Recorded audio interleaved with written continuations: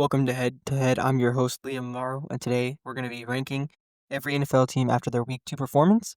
And at the end of this, I'm also going to be highlighting players of the week from each position, such as QB, running back, wide receiver, tight end, and the overall best defensive player this week. A lot of changes have been made to this list based off of teams' performances. Just let me know if you guys agree or if there's any changes you would make to the list as well. I'd love to hear your thoughts and opinions on it.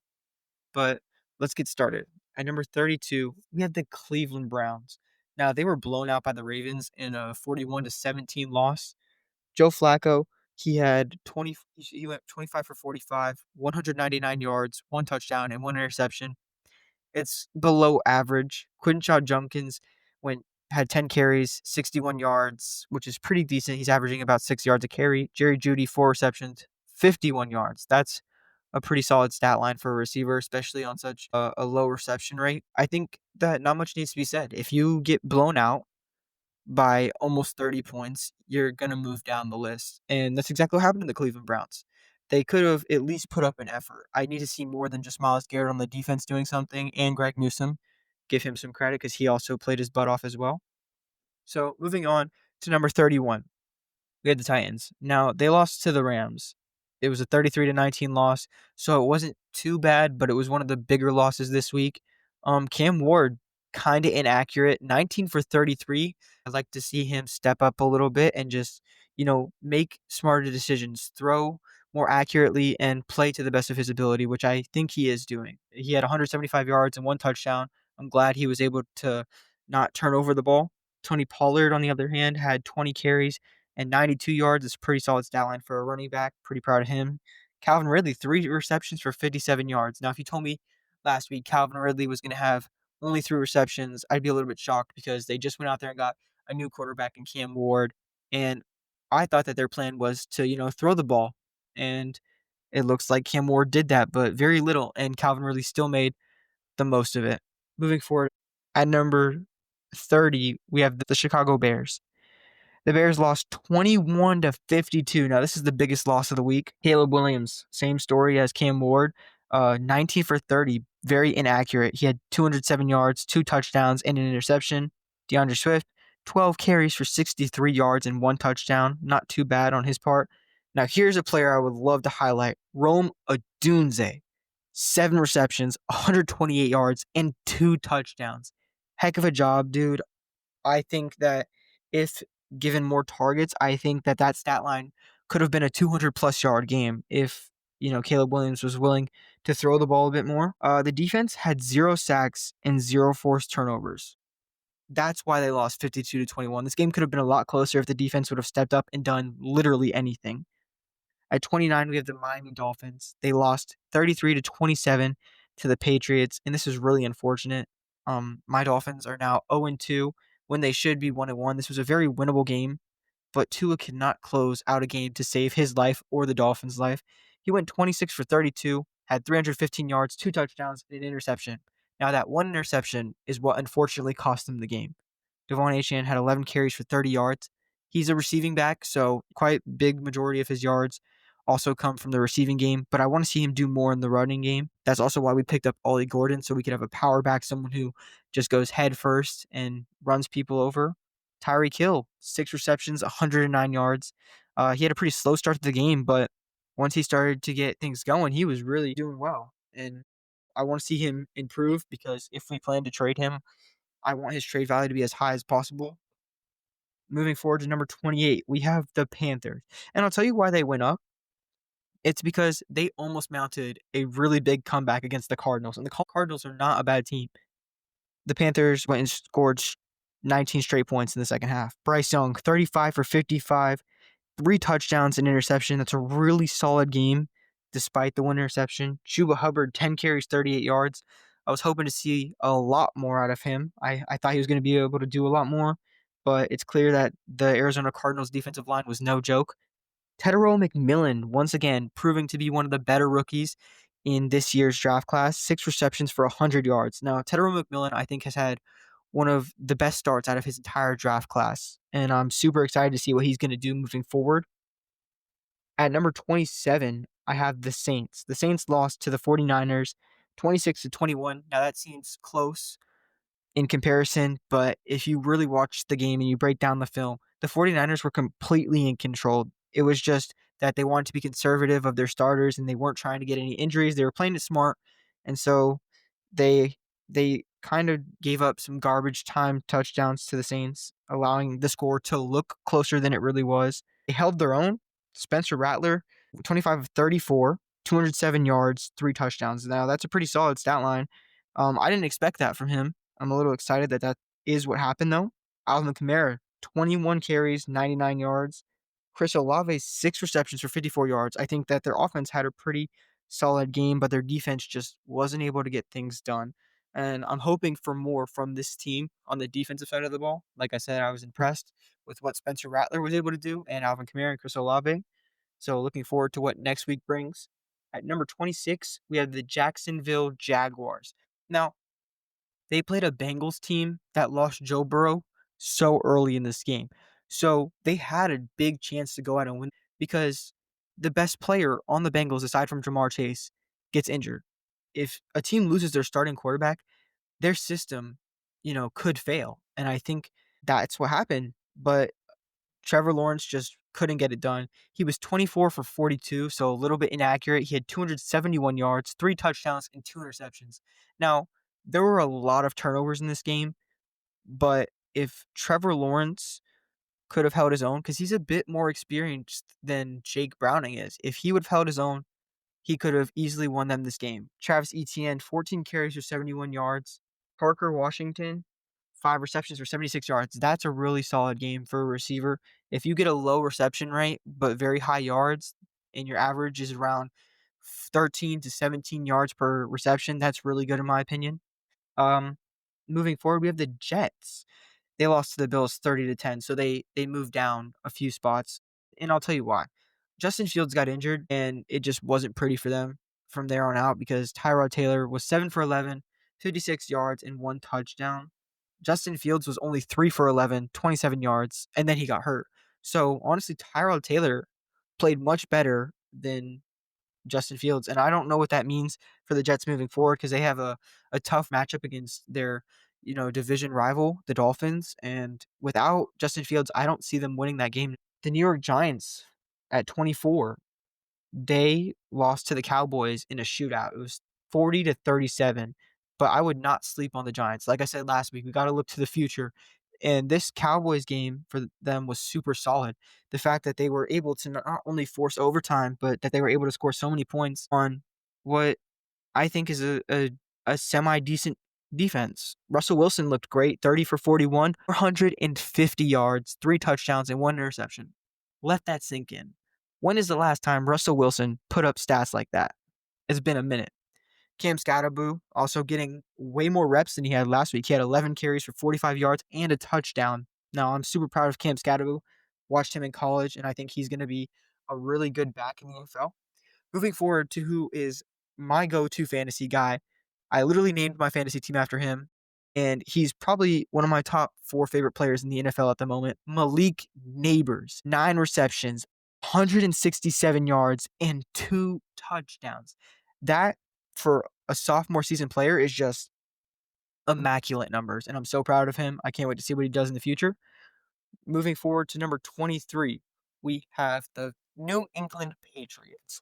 Now, they played the Dolphins, so beating the Dolphins isn't much of a flex, especially considering that it was such a close game.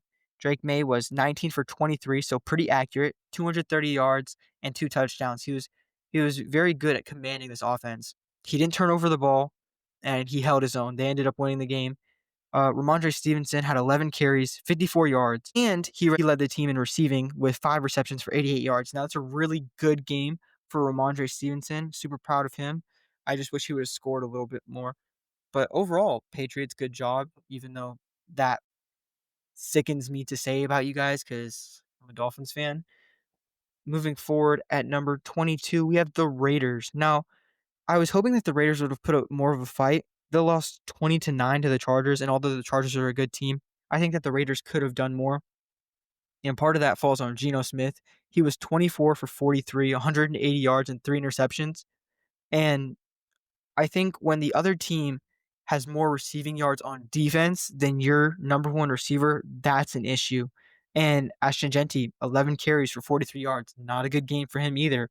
Jacoby Myers, 6 receptions, 68 yards. So I think that Jacoby Myers had the best game out of all of them. And that's not good. It's just a bad look for the Raiders. And I feel bad because Brock Bowers is on this team too. And he had a bit of an injury. He's questionable for next week's game. So I hope he heals up because he's one of my favorite players to watch in the NFL currently. Moving forward onto number 21, we have the Cowboys. The Cowboys played the Giants, and like I said before, it's a shootout. So the Cowboys dropped because it was such a close game. The Cowboys should have won this game quite comfortably, and they didn't. Although Dak had a pretty solid game, 38 for 52, 361 yards, 2 touchdowns, and an interception. CeeDee Lamb doing CeeDee Lamb things, 9 receptions for 112 yards. Really good game for him, but, it is CeeDee Lamb. He's one of the best receivers in the league, so you expect things like that of him. Javonte Williams coming out of nowhere this year, having a great first 2 weeks, 18 carries, 97 yards, and a touchdown. Now, despite how good each of these players played, it shouldn't have been this close of a game to the New York Giants, unless the New York Giants are a sleeper/Cinderella story. Moving forward to number 20, we have the Houston Texans. And you're like, oh, how did the Houston Texans drop so much? Well, when you're 0-2, it raises some questions. And when your QB dips in production by quite a wide margin. CJ Stroud, 13 for 24, 207 yards, and a touchdown. Not a great game. He was like barely over 50% completion percentage. Nick Chubb, 12 carries, 43 yards, also bad. Nico Collins, 3 receptions, 52 yards, 1 touchdown. That's a solid performance for him, but everybody else needs to just pick it up and do their part. CJ Stroud, I was expecting a lot more of because his rookie season was so prolific, and last year was really good for him too, but we need to see more from him. He needs to step up and be a leader in that locker room. At number 19, we have the Steelers. Now, the Steelers dropped because they were just shut down completely by the Seahawks. They lost 31-17. Aaron Rodgers, 18 for 33, 203 yards, a touchdown, and 2 interceptions. Now, last week, he had 0 interceptions and 4 touchdowns against the Jets. So it's kind of difficult to gauge where they should be because I think that 2 interceptions for someone who came off pretty much a perfect game is way too much. And I was expecting a lot more from Aaron Rodgers. Jaylen Warren, 14 carries, 48 yards, and he also had 4 receptions for 86 yards. He led the team in receiving, and I think that that's good. I think Jaylen Warren saw that Aaron Rodgers took a step back, and then Jaylen Warren stepped up. So I was really happy to see that. Their defense, pretty solid as well, aside from obviously getting scored on so much. But the defense had 2 sacks and 2 interceptions. Now, that's a good performance from the defense. I don't know what happened on the offensive side of the ball because they weren't able to score. But Aaron Rodgers, 2 interceptions, also contributed to the 31-17 loss in a negative way. Now, moving on to number 18, we have the Minnesota Vikings. Now, the Minnesota Vikings played the Falcons in what I may consider to be the worst quarterback game I have ever seen in my lifetime.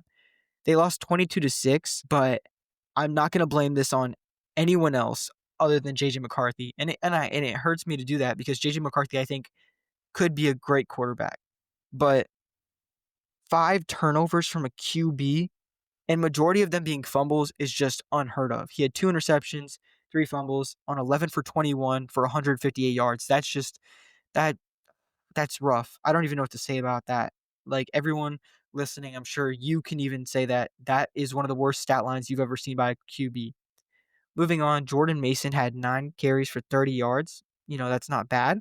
Justin Jefferson went off for 3 receptions for 81 yards, and I don't know why he wasn't targeted more. They should have given him the ball more because if he kept that pace up, 6 receptions would have been 162 yards, and that's a really good game. That's what a number 1 wide receiver in the NFL does. And I feel for Justin Jefferson because completely new QB who's inexperienced and inaccurate. So I either hope one of 2 things for Justin Jefferson. Either he gets traded to a good QB situation or JJ McCarthy develops really fast and is able to get Justin Jefferson the ball more. Moving forward at number 17, we have the Falcons. Now, the Vikings and the Falcons are so close only because the Falcons beat the Vikings. That's the only reason I put them at 17 instead of 18. The Vikings lost 22-6, and they should have scored more, honestly. Michael Penix Jr., 13 of 21 for 135 yards. Not great, but better than JJ McCarthy, his opponent. Bijan looking better than ever. 22 carries, 143 yards. Drake London, 3 receptions for 49 yards. I think that this Falcons offense, outside of Michael Penix, who's inexperienced, so it's not really, the blame doesn't really fall on him. I think that this is a good game on offense, and I'm proud of what the Falcons did.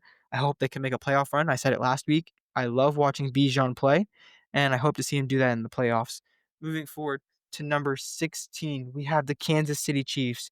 Now, I did take into consideration the fact that their first 2 games were quite rough and they've had a difficult schedule, but they're 0-2 nonetheless. They lost 20-17 to the former Super Bowl champions, the Eagles. Patrick Mahomes was 16 for 29 for 187 yards, 1 touchdown, and 1 interception. That is just not a great performance. But he also led the team in rushing, 7 carries for 66 yards and 1 touchdown. That says a whole lot. I think if your quarterback is not, a very good scrambling QB and they have more yards than your running back, that's just not good at all. And that speaks volumes about your team. Travis Kelce, 4 receptions, 61 yards. Now, this is a really good performance from a tight end. He had a 15.2 yard average reception, and that, I think that's a really good stat line. I just wish he would have gotten the ball more.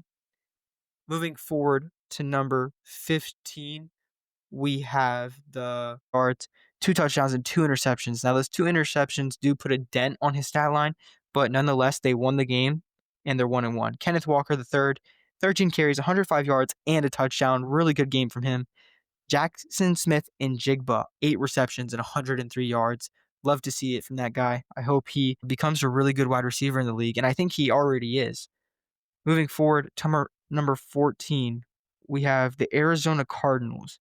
Kyler Murray was 17 for 55, 220 yards, 1 touchdown, and 1 interception.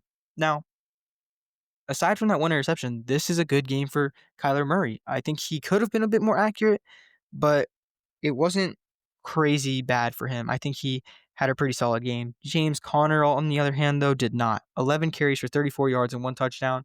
I think with that amount of carries, you should have quite a few more yards. It should be at least 4 yards a carry instead of 3, especially playing, a bummy team that they did. Moving forward to number 13, we have the Broncos. The Broncos lost their game 28-29 to the Colts. They should have won this game.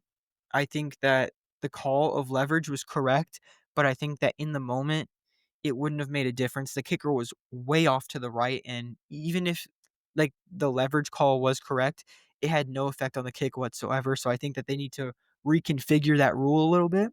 But Bo Nix, pretty solid game. 22 for 30, 206 yards, 3 touchdowns, and an interception. Great job by him. J.K. Dobbins, 14 carries, 76 yards, and a touchdown. Also pretty solid. Troy Franklin, 8 receptions, 89 yards, and a touchdown. Everybody's getting some love. Everybody's scoring. Everyone's, getting that stat line that they really want. Moving forward to number 12, we have the Washington Commanders. Now, they dropped, but they didn't drop too much because they lost to the Green Bay Packers, who I think could be a Super Bowl contender. Jayden Daniels, 24 for 42, was pretty inaccurate this week. He had 200 yards and 2 touchdowns. So, despite his inaccuracy, he did not turn over the ball, and I think that that's a really promising sign from him because in the moment when he knows that he's down, when he's losing, he's not going to make irrational decisions. He's going to keep his head out of the clouds. He's going to stay in it, and he's always going to try and win, and that's pretty solid. I do think we should start asking some questions about the Commanders' running back room, though, because what happened to Austin Eckler? Jayden Daniels led the team in rushing yards, and he had 7 carries for 17 yards. That is just abysmal. That is terrible. Zach Ertz, on the other hand, though, 6 receptions, 64 yards, and a tutty. That's just a solid game by him, and I hope to see that continue. Moving on to number 11, we have the Bengals. The Bengals beat the Jacksonville Jaguars 31-27, but it came at a cost. Joe Burrow was 7 for 11, 76 yards with a touchdown before his injury. He sustained a very bad injury, although it doesn't sound bad. Toe turf is gonna keep him out for the whole season pretty much, unless he makes a late comeback in the playoffs. And because of that, Jake Browning had to step in with very little experience. He was 21 for 32, 241 yards and 2 touchdowns, but he threw 3 interceptions, and that's just I think that they might wanna look for a new backup QB or try and limit, the throws because that's just limit the passing game because that's not good for him. Chase Brown, 16 carries, 47 yards. I know he can do more, so I wanna see him do more, but it wasn't a great game for him. Ja'Marr Chase, I wanna highlight him because he was one of the players in contention for player of the week. He had 14 receptions for 165 yards and a touchdown. That's a really good game for him, and it also shows because last season he was the Triple Crown King, and he's proving why he earned that reward last season and why he wants to win it this season. T. Higgins also really solid, 3 receptions for 56 yards and a touchdown. Everyone was scoring, everyone was doing their thing except Chase Brown and Jake Browning. The defense had 2 interceptions, so I think that that's what won them the game, the forced turnovers. But Jake Browning almost cost them this game, so we'll have to watch out for next week and see if they drop in the rankings. Moving forward to number 10, we have the Indianapolis Colts. Now, this is a team that I've been watching for the past few weeks, and they're really starting to shock me because I, in no way, shape, or form, expected them to be this good. Daniel Jones looking like an MVP, 24 for 34, 316 yards and a touchdown, 0 turnovers, which is super good for him. Jonathan Taylor looking like running back of the week with 25 carries for 165 yards. Tyler Warren doing some amazing work in the tight end room, 4 receptions for 79 yards, but he's dealing with a toe injury and is expected to play in week 3. Moving forward to number 9, we have the 49ers. Mac Jones looked pretty solid. He was 26 for 39 for 279 yards and 3 touchdowns. It's a really good game out of Mac Jones. CMC had 13 carries for 55 yards, but he also had 6 receptions for 52 yards and a touchdown. So that's a really good game for him as well. It's over 100 scrimmage yards. Mac Jones scoring a lot. Jawan Jennings also 5 receptions for 89 yards and a touchdown. Ricky Pershaw, 4 receptions, 56 yards.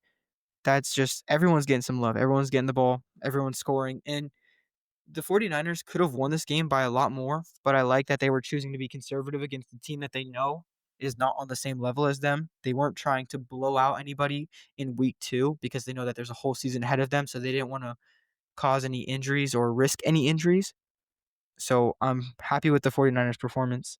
Moving on to number 8, we have the Tampa Bay Buccaneers. Baker Mayfield, really solid game, 25 for 38, 215 yards and 2 touchdowns.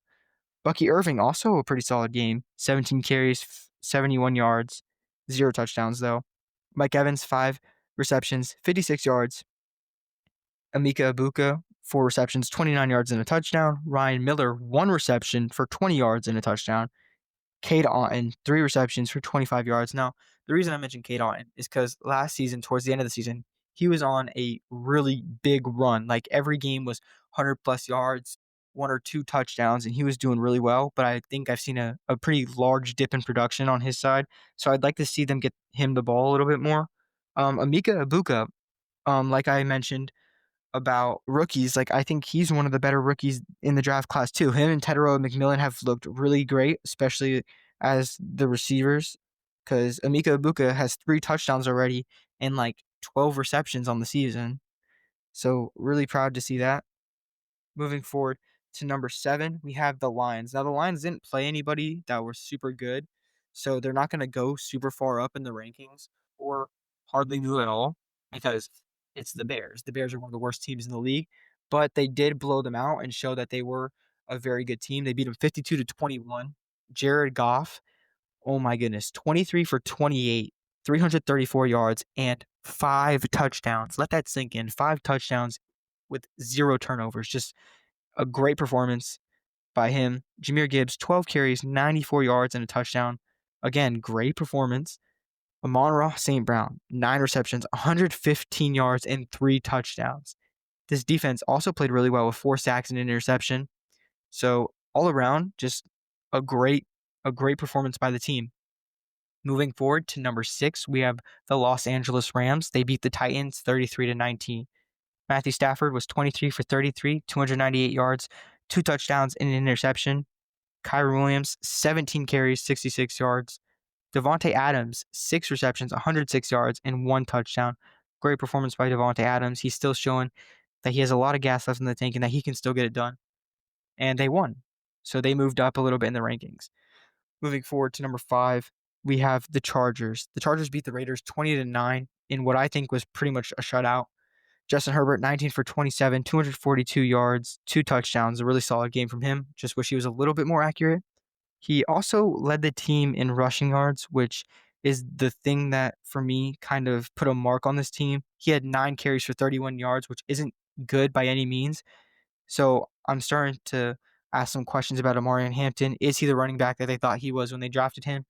Or is it just a scheme fit issue where Omarion Hampton doesn't really fit into their play style? Quinn Johnston, after he learned how to catch, has proved that he's one of the better receivers in the league. He had 3 receptions for 71 yards, a touchdown. Now, this defense, goodness gracious, might be defense of the week. They had 3 sacks and 3 interceptions against a strong Raiders team. I think this Raiders team is pretty good. So, great performance all around, aside from the running back room. Moving forward to number 4, we have the Ravens. They beat the Browns 41-17. Lamar Jackson was 19 for 29, 225 yards, had 4 touchdowns. It's really good performance by him. But like many other QBs, I wish he was just a little bit more accurate. Derrick Henry, though, he only had 23 yards on 11 carries. Now, should everybody be worried about that? No, you shouldn't. It's still Derrick Henry. He's still a great running back. He can just as easily have 100 yards next week. And I think that it just came down to the team that they were playing. They're like, okay, the receiving game is what's going to score us more points. So they just stuck with that most of the game. Zay Flowers looking really strong with 7 receptions for 75 yards. So just a great game by the Ravens, proving why, yet again, they're a top 5 team in the league. Moving forward to number 3, we have the Packers. The Packers beat the Commanders 27-18, so that's a super big win from them. Jordan Love, 19 for 31, 292 yards and a touchdown and 2 touchdowns. He's once again showing us that he can lead this team to victory. He's not as concerned about his individual stats as he is about winning games, and I think that that really shows because people can talk smack to him or say a lot of things about him, but he knows how to win games. Josh Jacobs, 23 carries, 84 yards, and a touchdown. Really good job. And Tucker Kraft having a great week too as well. 6 receptions, 124 yards, and a touchdown. Also in contention for player of the week. Now moving forward to the second best team in the NFL. Many of you could be divided on this. It might be a little bit controversial, but I put the Eagles at number 2. They beat the Kansas City Chiefs 20-17. This is another big win. Jalen Hurts was 15 for 22 with 101. Saquon Barkley had 22 carries, 88 yards, and a touchdown. Devonta Smith, 4 receptions for 53 yards. And I'll tell you why I moved them up. I was a little bit split between putting the Green Bay Packers at 2 and the Eagles at 2, and that's because like I said, the Packers have shown me that they can be a Super Bowl contending team, and honestly, I have them making it to the Super Bowl this year. But the Eagles are the former Super Bowl champions. They know how to win these kinds of games, and they just beat a really big opponent in the Chiefs.